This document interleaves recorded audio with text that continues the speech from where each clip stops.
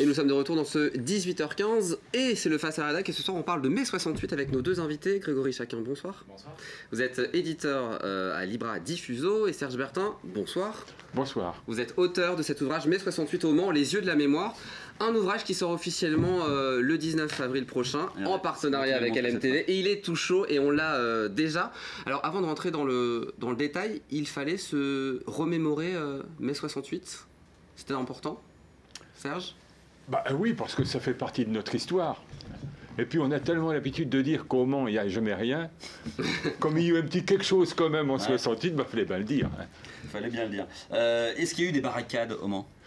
On a eu une petite barricade. Une barricadette. Avec incendie de la barricade. Incendie de la barricade. Ah oui, oui. C'était à l'occasion d'une manifestation. Il y a eu une grosse manifestation en fait, c'est ça? Oui, deux grosses manifestations, mais une manifestation violente et une manifestation ample. La violente, elle s'est passée le 13 mai, en même temps que Paris. Ouais. Et là, ça a castagné pas mal. Alors nous, on a des images que j'espère qu'on va voir, pas de la castagne, non, mais de la manifestation. C'est vrai. Qu'on a trouvée. J'espère qu'on... Voilà, regardez. C'est juste magnifique. Ça, vous ne les connaissiez pas, Serge? C'est génial. Oui, ça, c'est des images qu'on a trouvées auprès de quelqu'un qui filmait à l'époque, qui s'appelle Bernard Chotard. On le remercie encore, parce que régulièrement, grâce à lui, on peut avoir des images exclusives. C'est lui qui les a filmées. Ses premières images, il les a faites en 1955, et là en 1968. Il documentait sa vie, il documentait les événements qu'il y avait autour de lui, et on voit donc les images de ces manifestations de 68 au Mans, et en Sarthe, du monde.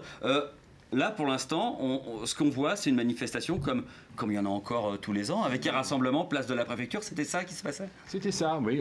Traditionnellement, on partait de la place de la Mission, remontant rue Nationale, descendant l'avenue du Général Leclerc, la gare. Puis on passait devant la maison sociale, un haut lieu, la maison sociale. Qui est au même endroit que la maison des associations, non? Ou c'était un autre endroit? À la fois la maison des associations, mais aussi le palais des congrès. D'accord. C'est tout ce plateau. Donc les lieux n'ont pas changé pour les manifestations. La mémoire des lieux, c'est ce qui fait que quand on s'y promène, on revoit, on imagine à nouveau les événements qui s'y sont déroulés. Mais il n'y avait pas d'étudiants parce qu'il n'y avait pas d'université au Mans? Il y avait des étudiants aussi quand même. Mais il n'y a pas d'université. Il y avait un centre scientifique universitaire, une école de droit et un tout jeune centre littéraire, mais qui avait 2 ans.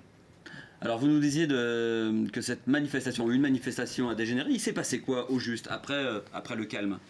Alors donc dispersion, l'ordre de dispersion de la manifestation vers 17h est donné.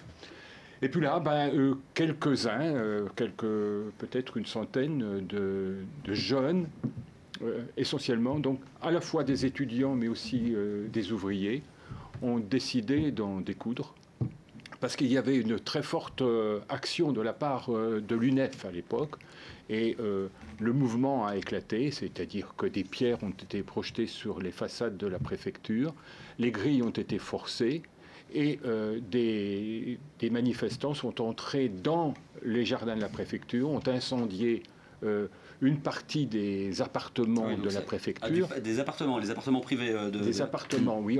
Une salle qui était réservée, on disait, je crois, à la chambre du ministre. Enfin, quand un ministre ou une personnalité venait, elle y logeait, là, il ne pouvait pas parce que tout avait été cramé. Et puis la voiture du préfet a été retournée. Et puis ça s'est prolongé jusque tard dans la nuit. Donc, vous voyez, ça a duré pas mal de temps.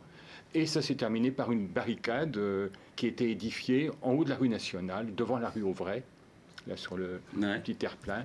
Une remorque prise dans un chantier a été récupérée.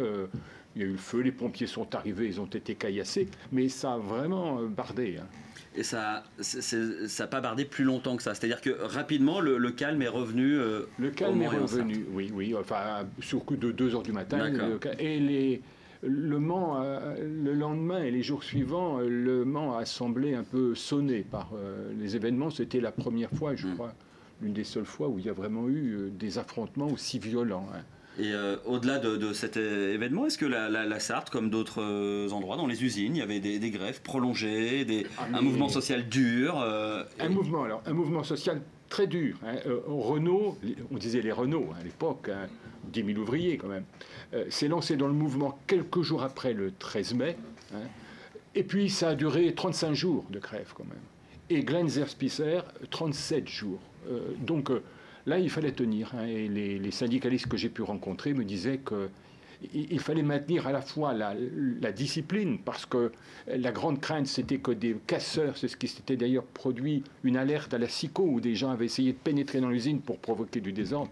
Là, il fallait maintenir la discipline dans l'usine et puis aussi le moral des grévistes. Donc un mouvement qui s'est étendu au même titre que le mouvement social au niveau national et à Paris. Il en est resté des traces derrière de cet épisode 68 en Sarthe? Des traces, oui. Quelles traces? D'abord le souvenir. Vous voyez, les événements de 68, il y a une photo qui représente déjà un piquet de grève de la SNCF où on voit en bas, pour un gouvernement populaire, un front populaire, comme en 1936. Et je dirais que les traces de 68 sont toutes proportions gardées un peu équivalentes aux traces de 1936. On a fait, je dis on collectif, on a fait notre 68 comme les aînés nous disaient, vous savez, le Front populaire, hein, on l'a fait 36. Là, ce même souvenir à la fois sérieux, parce que c'était un événement collectif important, mais aussi un peu jouissif, parce que se retrouver dans la rue, hors de tout contrôle, c'est la fête. C'était pour la jeunesse aussi comme un rite, quelque part, hein, un rite de passage, presque. Hein, voilà, j'ai le souvenir d'un copain, j'étais en géographie en 2e année à l'époque, tout émoustillé le 14, qui est venu, 14 ou 15, hein, qui est venu me voir en disant... J'ai lancé mon pavé sur mon CRS. Il était devenu presque un révolutionnaire parce qu'il avait balancé un pavé. Alors, vous le disiez, vous parliez de photos, justement. Grégory Chacun, dans ce livre, il a fallu, pour créer un événement autour de mai 68, trouver des documents qu'on ne connaissait pas. C'est un des livres, on a publié 1200 livres à peu près. Ouais. C'est un des livres les plus compliqués en termes d'illustration. Ouais. Parce que la vraie difficulté, c'est que la mémoire, elle est collective, certes, mais on n'a pas de traces. On a eu toutes les difficultés du monde, enfin Serge pourrait le dire également, pour trouver des photos, pour trouver des illustrations. Et la plupart de celles-ci sont, on peut dire, quasiment inédites, où on voit la fameuse déesse, bon bien sûr celle-ci elle a été publiée, la déesse retournée du préfet, où on voit un conseiller municipal, la tête en sang, où on voit la préfecture comme peut-être on ne l'a jamais vu avec autant de manifestants. C'est un des livres les plus compliqués, mais en même temps c'est jouissif. Parce que arriver à publier, il y avait à la fois un défi de les trouver et un défi du temps. Parce que entre le moment où on a décidé de publier, enfin d'avoir ce projet, c'est-à-dire en juillet, ou en tout cas juillet-août de l'été dernier, et se dire que presque en décembre-janvier, on n'avait pas les photos. Croyez-moi, dans le monde de l'édition, vous avez eu des surfroides. On a eu un peu des surfroides. Alors il y a des événements qui s'organisent autour de la sortie de cet ouvrage. Exact. Le 19 avril prochain, au Pâté Quinconce Le Mans. Qu'est-ce qui se passe exactement? Alors il se passe que Serge et avec Pascal Brulon, tous les deux seront présents au Pâté pour faire justement une présentation de l'ouvrage. Puis ensuite il y aura la projection du film Le Redoutable d'Azanavicius, qui est précisément sur les événements de mai 68 autour de Godard. Et après la projection, il y aura de nouveau un échange débat et puis une dédicace qui sera possible. Une autre date? Le 15 mai. Le 15 mai, il ne faut pas l'oublier. C'est une soirée vraiment mémorielle dans un autre cinéma. Alors au Royal. Absolument, au Royal. Voilà, et Serge sera autour, pourra animer une table ronde, on peut dire ça comme ça. Oui. Deux tables rondes, une l'après-midi, une le soir. Voilà, une vers 16h et une autre vers 20h, avec les différents acteurs de l'époque. De l'époque, donc là on va se ressouvenir. Ce que vous nous disiez là, vous allez. Voilà, peut-être que d'autres personnes parleront de ce fameux premier pavé dans son premier CRS. Je sais pas. On rappelle mai 68 au Mans, les yeux de la mémoire, et ben ça sort le 19 avril prochain.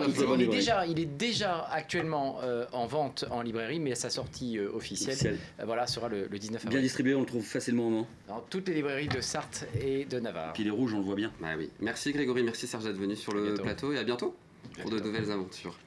C'est la fin de ce Face à la Rédac.